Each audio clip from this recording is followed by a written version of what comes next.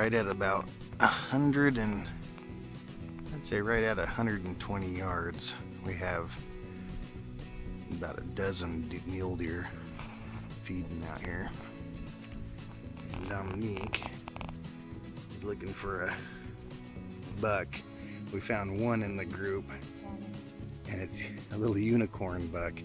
He has one single spike antler sticking up. I don't know what happened to the other one.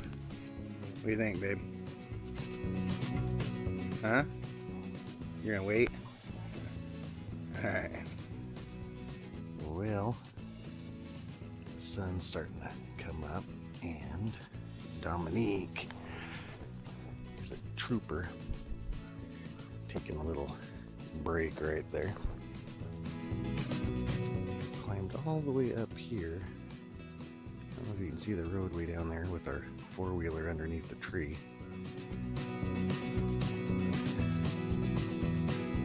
It's quite a long hike and a very steep mountain. She was just saying that she would like us to start a GoFundMe page for helicopter transport for Dominique so that she doesn't have to climb these mountains with me anymore. Just some of the scenery for everybody. And we're packing light today. I got my shoulder strap pack there. It's kind of a big fanny pack thing. I believe it's a field line. And then we're carrying the Remington 700 LTR 308 light tactical rifle. And of course I'm carrying along Dominique, who's doesn't weigh anything, do you, babe? Like a feather.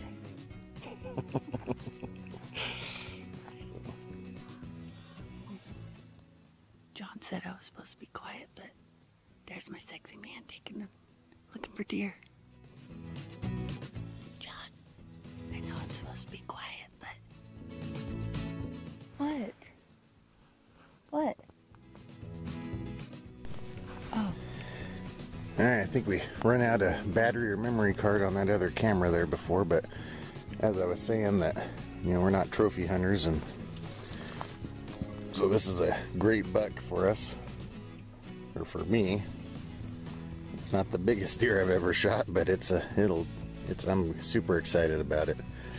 So I want to thank everybody for coming along with us.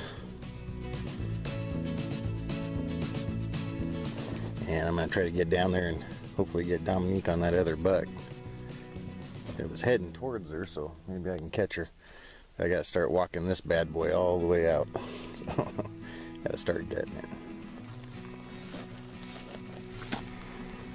Well, we just got done gutting it, or dressing it out, and it's not a lot of fun doing it by yourself.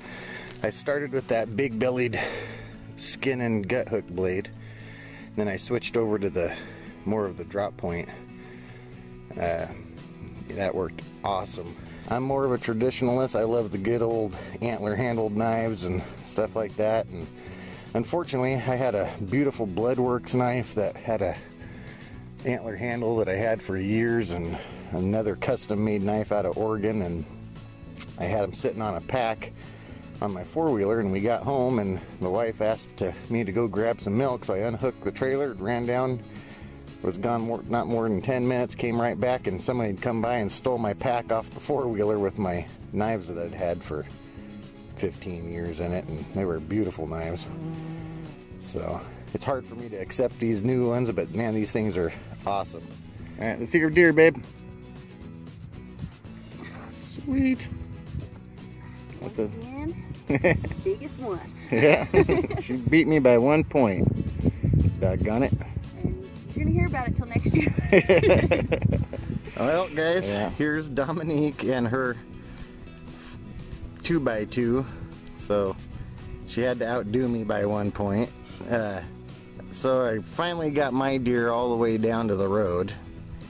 It was a good, probably a half a mile, and got down there. I watched where that 2x3 went to, so I was going to get Dominique and walk the ravine, and when I got down there, Dominique comes running up, waving and all excited that she shot this one, and I was all, yeah, all by herself.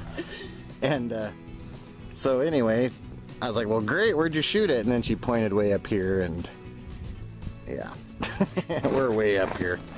So, whoa, yeah. So, The road. yeah, the road is over that ridge and about 1,000 foot down.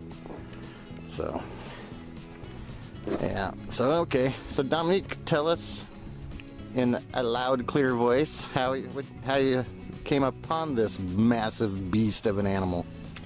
Well, I came down here to find you, or over here to find you, and I saw this buck, and I was like, oh boy, a buck. And then so I got out and I looked in the binoculars and I saw that he was more than a spike, and so then I got the gun and I started walking up here, and I was like, oh, that's far. And then so took my shot. I got him first shot. That looks like you spined him there. I did. First shot. Nice. I've never shot a deer by myself before, so that was even more exciting. I know, what the heck. I'm always with her when she shoots one. But I didn't want to let him go because I was scared we weren't going to see another one. Yeah, it's been really rough up here. I mean, we're sweating right now. It's super hot. Yeah, it's like 80 degrees and This breeze feels really good. Yeah, breeze finally kicked up, so we're good to go. So anyways, Yeah. I like drug him a little bit, and then I was like, yeah, that's all I got. So I went to find John, and I was like, you got one too? And he's like, where'd you get yours? And I pointed all the way up here, and he just went. So we got his back to camp and skinned it out, and came to do the long trek back up here. And well, now we gotta tie a rope around this sucker or put it on my back and go all the way up here and then cut across about 50 yards, and then it should be a nice steady slope like that all the way down the hill. So but on the other side of it. yeah, but on the other side here.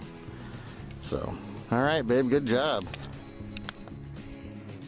See, ladies, this is why you have to have a sexy, manly man to pull your deer out when you shoot it in a awkward place.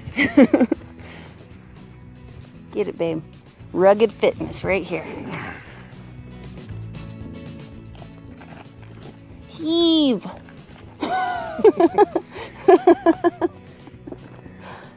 You know, they might not ever find your body.